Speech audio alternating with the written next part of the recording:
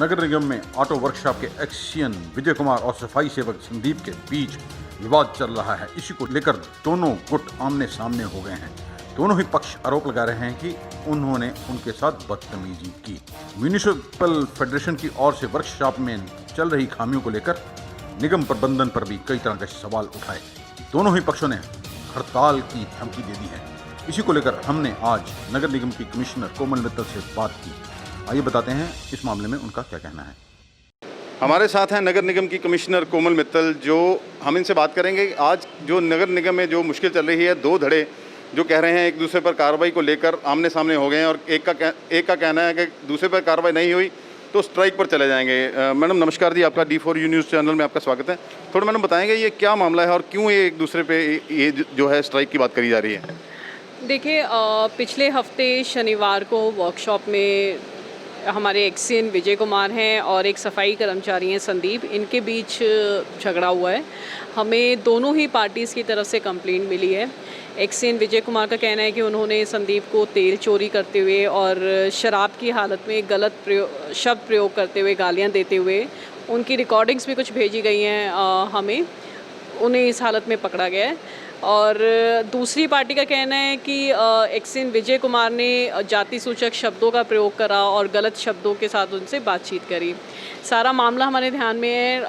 नगर निगम की अलग अलग संस्थाएं और यूनियंस हमें आकर मिल रही हैं, जिसके बारे में उन्होंने अपने मेमोरेंडम भी दिए हैं। इस मामले को जल्द ही सुलझा दिया जाएगा, दोनों पार्टी से बातचीत करी जाएगी और जिसकी भी गलती है उसके खिलाफ इंक्वायरी करके बनती कानूनी कार्रवाई करी जाएगी। अच्छा मैडम, इन्होंने एक जो अल्टीमेटम दिया है कि 72 घंटे में अगर कार्रवाई नहीं हो तो ये स्ट्राइक पे चले जाएंगे, और अंदरूनी शहर में तो बहुत बुरा हाल हो जाएगा ये, और बरसात का मौसम है। नहीं, नगर निगम की तरफ से मैं एज कमिश्नर इस चीज़ का आश्वासन दिलाती हूँ कि अंदरूनी शहर को किसी चीज़ की समस्या नहीं आएगी।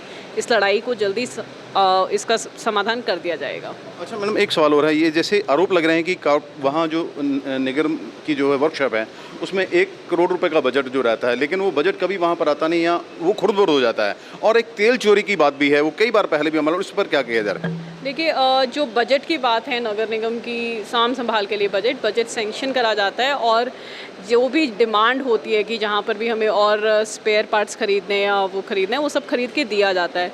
पर आज की रेट में उन्हीं व्हीकल्स की रिपेयर बाहर के रेट्स पे थोड़ा कम दाम में, और हमारे पास नगर निगम में इतने ट्रेंड मैकेनिक्स भी नहीं है, इतनी मशीनरी भी नहीं है, बाहर के रेट में कम दामों पे वो कराई जाती है। पर अगर वर्कशॉप की तरक्की के लिए या उसके सुधार के लिए अगर किसी इन्वेस्टमेंट की ज़रूरत है तो वो डेफिनेटली करी जाएगी। उस चीज़ के लिए कोई पैसों की कमी नहीं है या फिर कहीं पर कोई हेरा फेरी नहीं है।